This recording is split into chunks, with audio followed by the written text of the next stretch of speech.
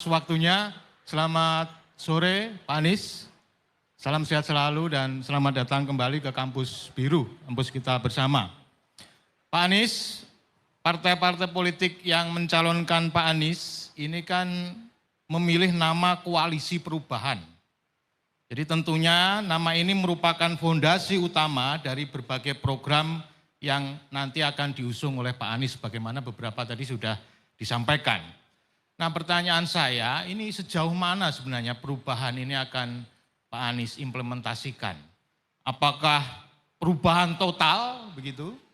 Perubahan mayor atau minor? Kalau dalam ujian skripsi ini revisinya revisi minor, revisi mayor atau ujian ulang gitu Pak Anies.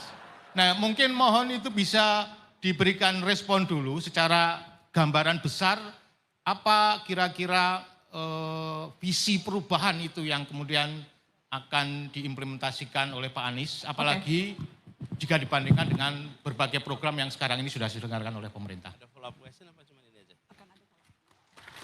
Baik, silakan Mas Anies. Nanti kalau ada waktu saya akan kasih kesempatan untuk follow up, tapi tergantung waktunya ya Pak. Silakan dijawab dulu Mas Anies. Ya, pertama gagasan perubahan itu Pak mungkin berbeda dengan skripsi. Kalau skripsi barangnya udah jadi Pak kemarin. Jadi kalau kita kotak-atik itu barang. Kalau ini adalah kita bicara Indonesia ke depan, produk berikutnya. Apa yang sudah dikerjakan sampai dengan sekarang itu dimulainya bukan 2014, bukan dimulai 2019, bukan dimulai 2009. Ini dikerjakan 1945. Jadi kita ini sebagai bangsa memutuskan kami merdeka untuk meraih keadilan sosial. Itu dikatakan tahun 45. Tiap 5 tahun kita berhenti sejenak. Untuk apa? Kalibrasi. Apakah kita masih menuju kepada tujuan kita? Tiap 5 tahun kita berhenti. Dan disitulah kita 2024 akan berada. Jadi ini bukan soal melanjutkan atau tidak melanjutkan yang dikerjakan 5 tahun, 10 tahun ke depan, ke belakang. Tapi ini soal bagaimana kita meraih yang kita tuju ketika Republik ini didirikan. Jadi Prof. Made, yang menjadi gagasan dari kita tentang perubahan adalah memasukkan unsur keadilan di dalam kebijakan-kebijakan yang dibuat.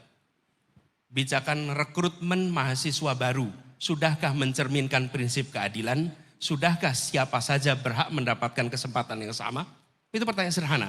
Kalau belum, koreksi. Pembangunan infrastruktur, sudahkah pembangunan infrastruktur memberikan manfaat yang setara bagi semua? Saya contoh konkret, banyak yang bertanya tentang jalan tol. Pertanyaan yang muncul tentang jalan tol, coba saya beri ilustrasi. Jalan tol yang sekarang dibangun, lebarnya mungkin 80 meter. Dia membebaskan tanah rakyat, tanahnya dibeli. Lalu kemudian rakyatnya pindah. Pertanyaan, bolehkah rakyat menyertakan tanahnya di situ?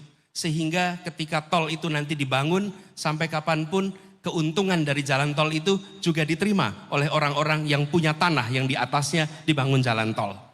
Ini prinsip keadilan. Jadi bukan pada tidak dilanjutkannya, tapi dikerjakan dengan cara yang memberikan keadilan. Bila itu dikerjakan Pak, apa yang terjadi? Rakyat yang terlewati jalan tol, dia bukan hanya penonton mobil-mobil orang Jakarta berlalu lalang, tapi mereka merasakan keuntungan dari kegiatan investasi di jalan tol. Karena jalan tol itu investasi swasta. Contoh seperti ini Pak, di dalam semua aspek. Sudahkah aspek kesehatan itu mencerminkan prinsip keadilan? Dalam tadi berilustrasi soal usaha mikro. Kita selama ini tidak memperhatikan bagaimana pemberian kredit mencerminkan keadilan atau tidak. Saya beri contoh Pak. Ketika Bapak mau mengurus kredit untuk motor, kredit untuk mobil luar biasa mudah. Tapi kredit untuk rumah sulit. Di sisi lain, kalau Bapak punya rumah, punya akses, maka rumah itu nilainya akan naik terus. Sementara kalau beli motor dan mobil nilainya akan turun terus. Apakah negara akan membiarkan praktek-praktek fasilitas-fasilitas yang tidak setara?